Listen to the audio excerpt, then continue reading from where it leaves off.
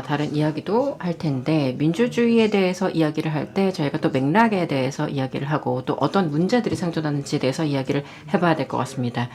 세 가지 저희 주제가 있지 않습니까? 또 평화, 그리고 우리가 어떤 것을 할 수 있을지, 뭐 제가 뭐 한 명의 사람으로서 여러분들께 뭐 솔루션을 다 전해드릴 수는 없겠습니다만은 제 의견을 공유해드릴 수가 있겠죠.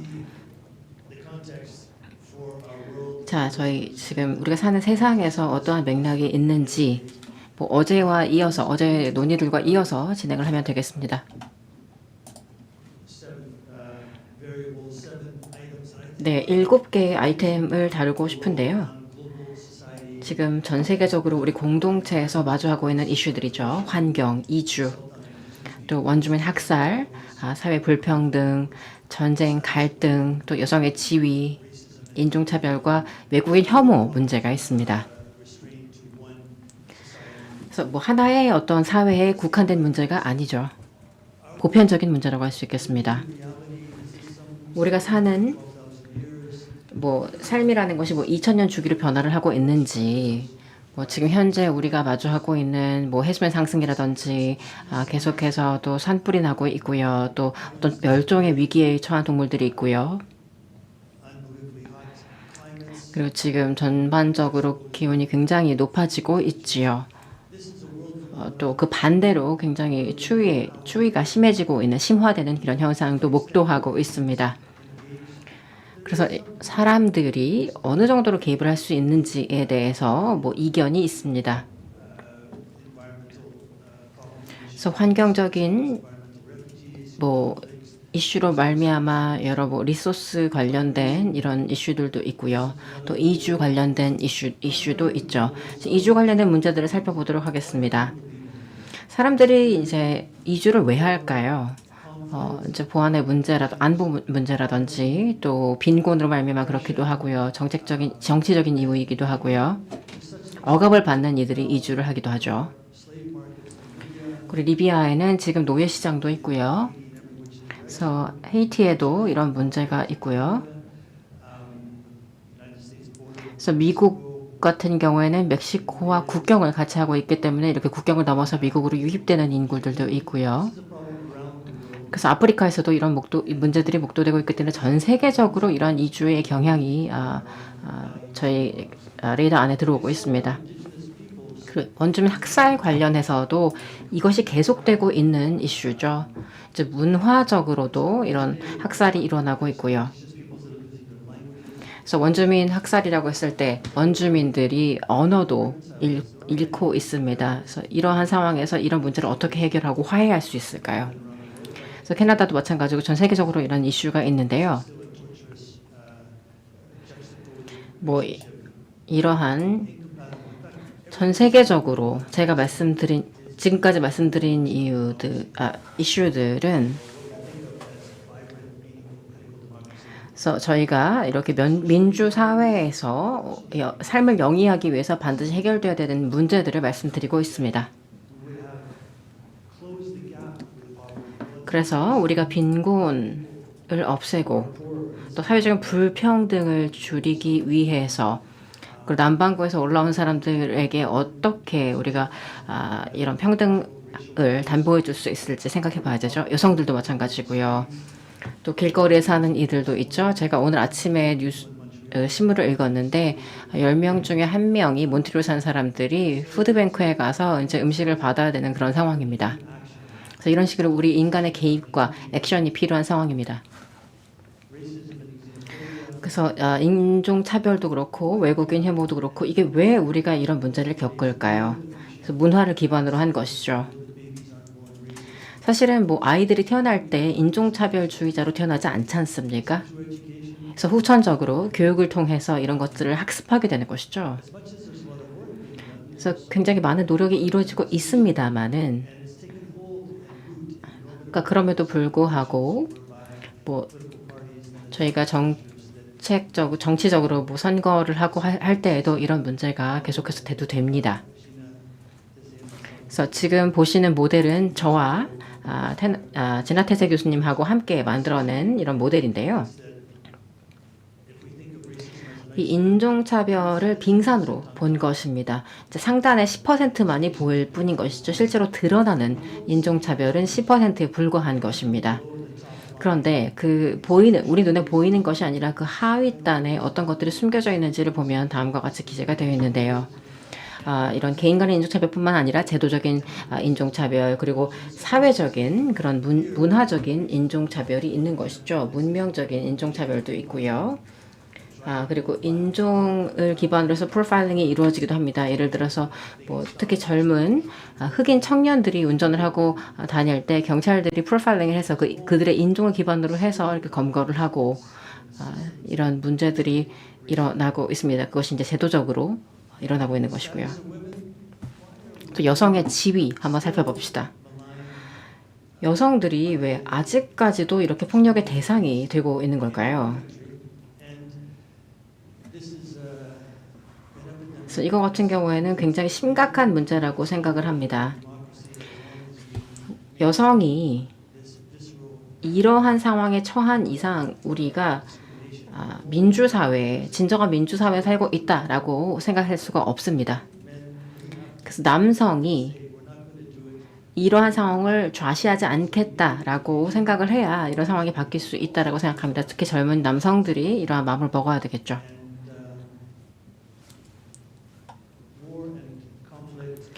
자, 이제 전쟁과 갈등에 대해서 이야기를 해봅시다. 지금 굉장히 많은 이런 갈등들이 우크라이나나 팔레스타인, 이스라엘에서 그리고 예멘에서 상존하고 있죠. 전 세계적으로 많은 갈등들이 상존하지만 우리가 모르는 갈등들도 많습니다.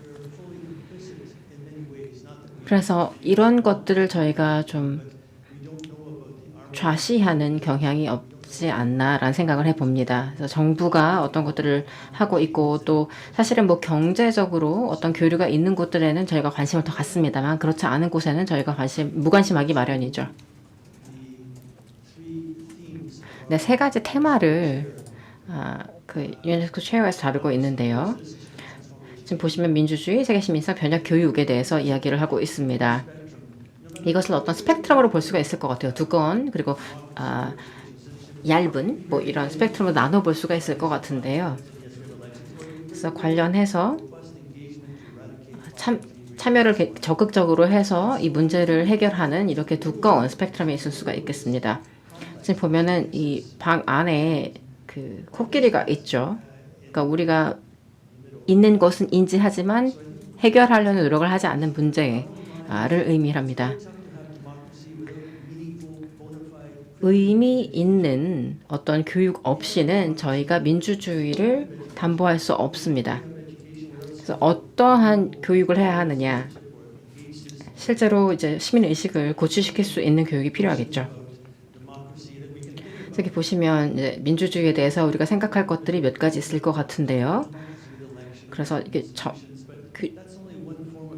일반적인 이런 민주주의를 우리가 봤을 때, 기본적인 민주주의를 봤을 때 의사결정에 있어서 우리가 참여를 하고 또 그를 기반으로 사회를 구축하고 이런 것들이 민주주의의 근간이죠. 제가 또 가지고 있는 이슈는 이런 규범적인 민주주의, 다시 말해서 선거죠. 지금 제가 나이가 조금 들었기 때문에 안경을 써야 될 것 같습니다. 네, 민주주의에 대해서 제가 굉장히 오랜 시간 생각을 해오고 있어요. 민주주의가 무엇이냐? 그래서 선거를 통해서 투표를 통해서 이제 선출된 이제 정치인들이 정치를 하고, 그러니까 사실은 이것에 대해서 우리가 크리틱을 하기가 쉽지가 않습니다. 이렇게 규범화되어 있는 민주주의는 우리가 이제 비판하기 쉽지가 않죠.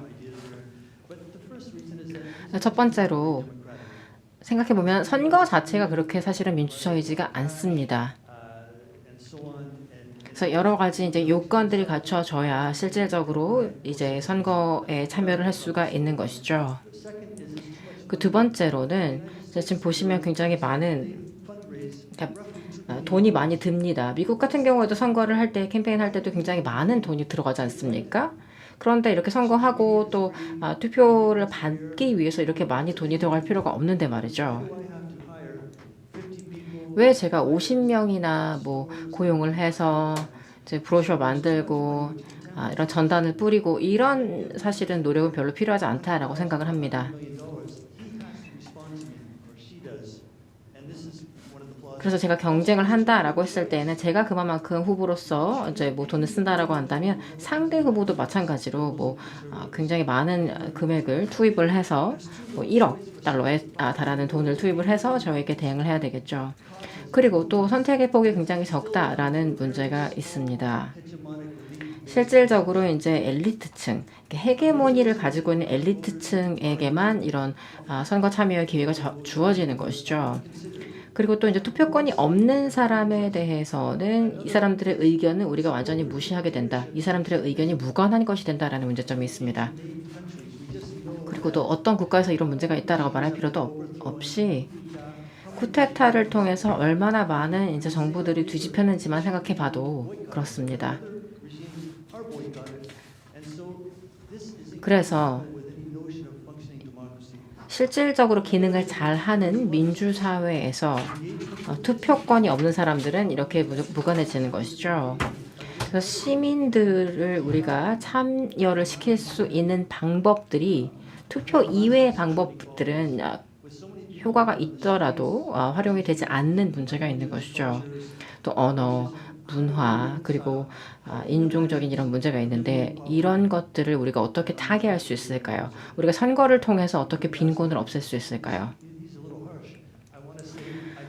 그래서 제가 뭐 선거에 대해서 너무 좀 비약적인 시선을 갖고 계시다라고 생각하실 수도 있는데 저도 투표권이 있기 때문에 투표를 하고 참여를 합니다. 그래서 당연히 이런 부분에 대해서 기여를 저희가 해야 되겠죠. 그래서 글로벌 시티즌십에 대해서 우리가 이야기를 할 때에 그래서 굉장히 많은 이슈들이 있고요. 우리 모두 우리가 지금 직면하고 있는 글로벌 단의 문제를 함께 해결을 해 나가야 합니다. 이제 국가 단의 패러다임에 우리가 점철될 것이 아니라 전 세계적인 문제를 함께 해결하겠다라고 이렇게 시선을 넓혀 나가야 하는 것이죠. 그래서 글로벌 시티즌이 관련해서 많은 전문가들이 계시죠. 그래서 제가 말하는 것이 정답은 아닙니다만은 어찌됐든 저희가 궁극적으로는 여러 가지 뭐 담론과 논의를 통해서 또 이런 배움을 한 학습자의 어떤 태도를 갖추고 저희가 계속해서 논의를 해 나가야 된다고 생각을 합니다. 그래서 이제 탈식민적인 어떤 퍼셉션도 필요하고요. 그리고 또 우리가 교육을 변혁적인 교육에 대해서 이야기를 해보도록 하겠습니다. 그래서 저희가 이제 공식적인 또 비공식적인 이제 루트를 통해서 비형식적인 교육의 통합이 이루어져야 되는 것이고요. 그래서 이렇게 사회적 관계가 재생산돼야 하는 것인가 아니면 변혁적인 가능 제가 어떻게 뒤로 돌아가야 되는지 모르겠네요. 화면을.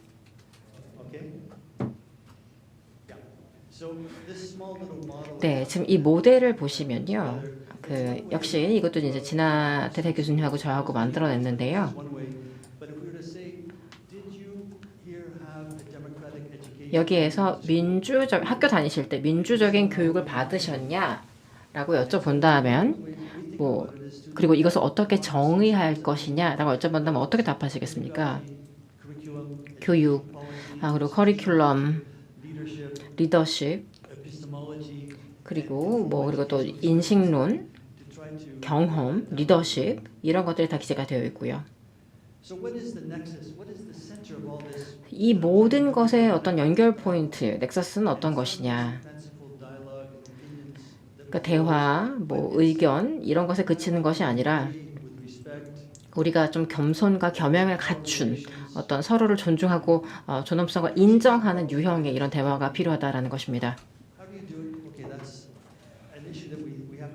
그래서 우리가 생각해 봐야 될 이슈들은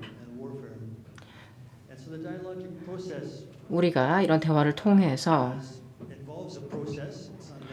지금 프로세스가 있는데요.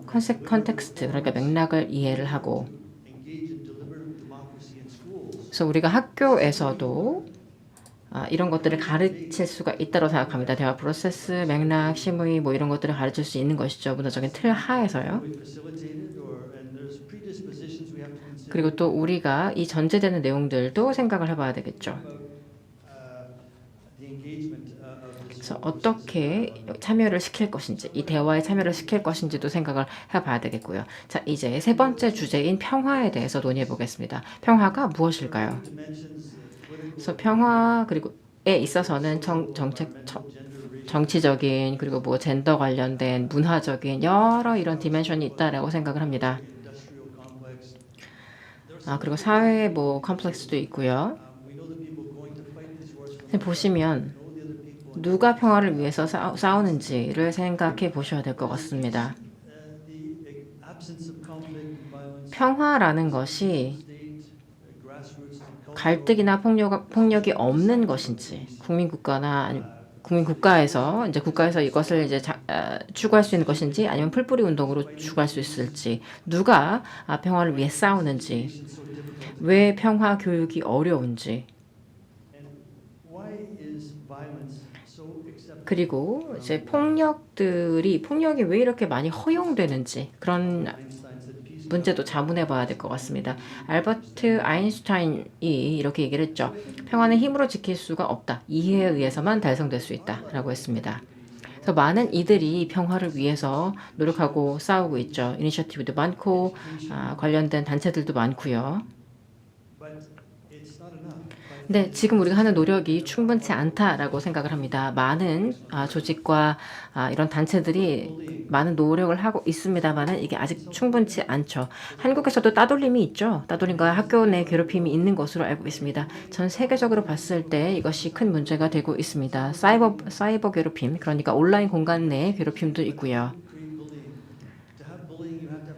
근데 괴롭힘이라는 것이 있을 때에는 또 그 상황에 대한 이해가 필요합니다. 전 세계로 봤을 때 청소년 중 3명 중에 1명이 학교에서 괴롭힘을 당하고 있어요. 자, 여성에 대해서 살펴보도록 하죠.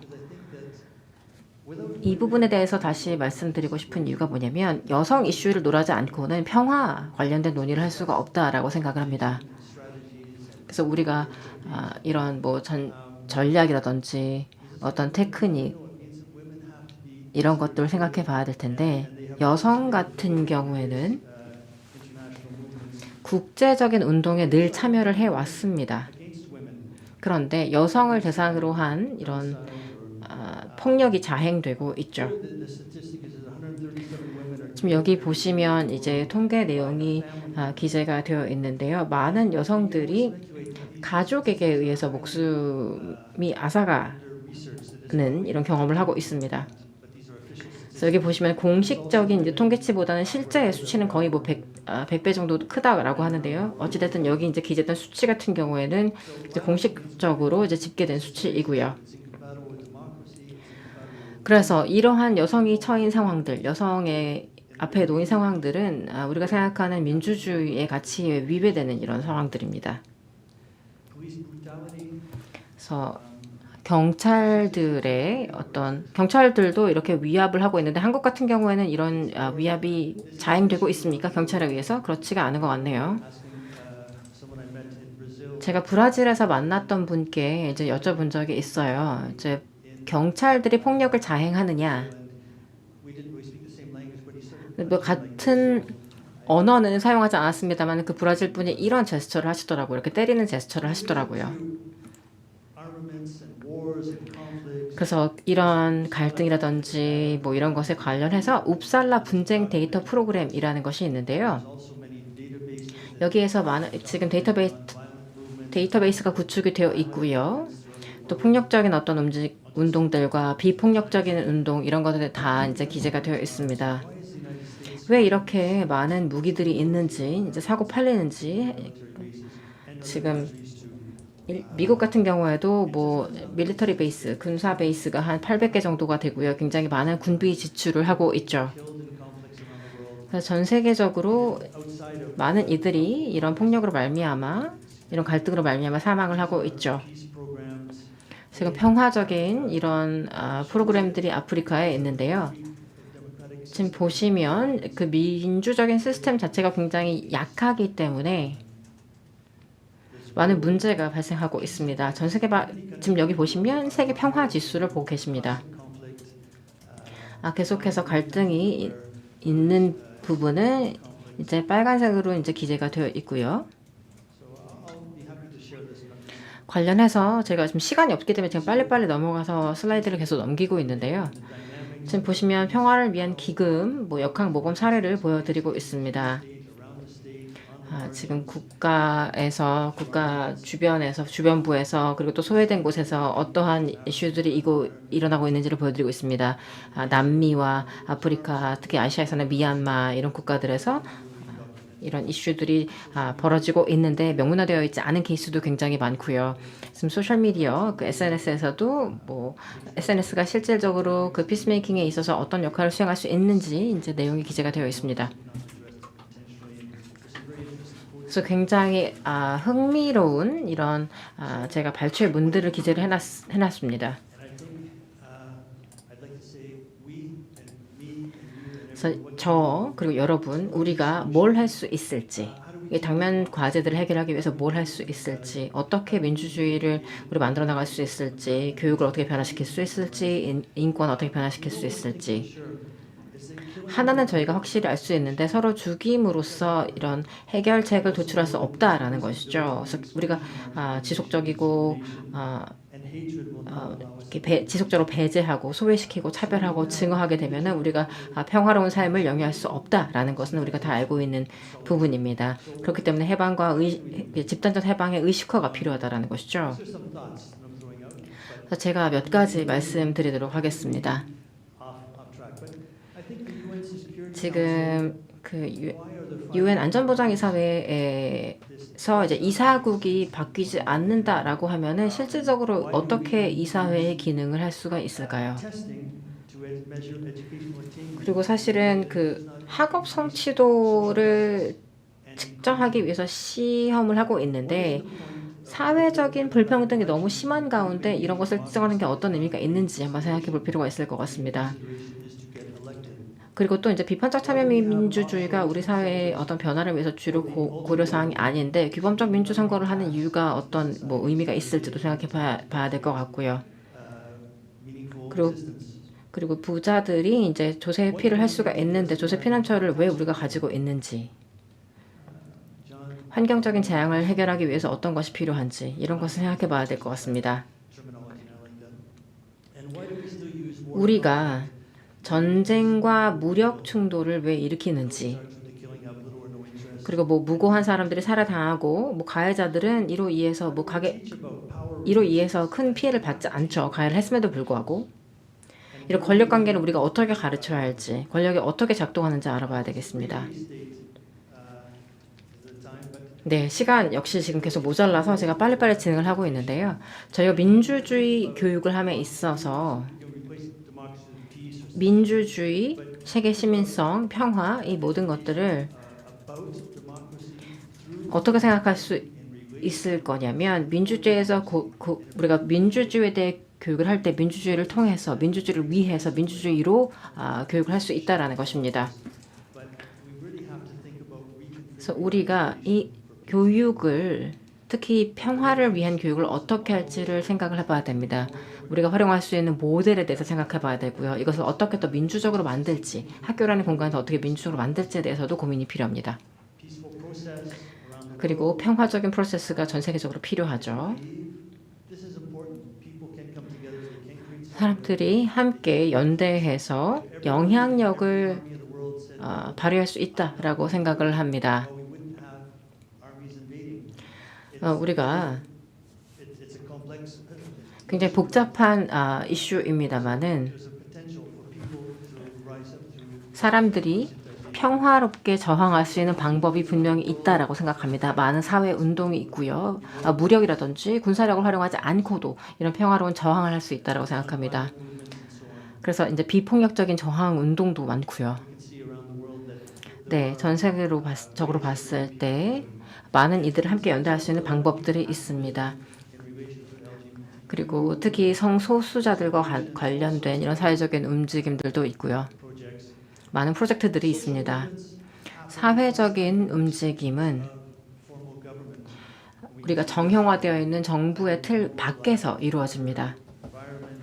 그래서 환경과 평화와 이런 모든 것들이 규범적인 민주주의 틀 안에서도 더 고려 대상이 되어야 한다고 생각합니다. 규범적인 선거의 틀 안에서도 더 고려가 돼야 되는 것이고요. 그래서 우리가 함께 겸손과 겸양의 마음으로 함께 연대해서 이런 것을 이루어낼 수 있다라고 생각합니다. 그리고 또 민주주의를 다시 한번 생각해 봐야 될 것 같습니다. 평화에 대한 교육이 필요할 거고요. 군비 경쟁을 우리가 종식시켜야 되겠고요. 그리고 또한 억압과 잔혹함, 잔혹성을 없애야 되겠습니다. 그리고 또 우리가 담론을 진행을 할 때 많은 문화를 이해를 하고 또 다문화적인 초국경적인 노력이 필요하다고 생각합니다. 네, 마지막으로 말씀드리고 싶은 것은 우리는 사람들에게 포옹을 전하고 미소를 전할 수 있다고 생각합니다. 우리가 서로에게 친절하고 연대할 때 평화를 달성할 수 있다고 생각을 합니다. 이를 기반으로 해서 우리가 빈곤을 없앨 수는 없겠습니다만 세상을 더 나은 곳으로 만들 수는 있겠죠. 그래서 이것이 바로 우리가 향해야 될 방향이라고 생각합니다. 감사합니다.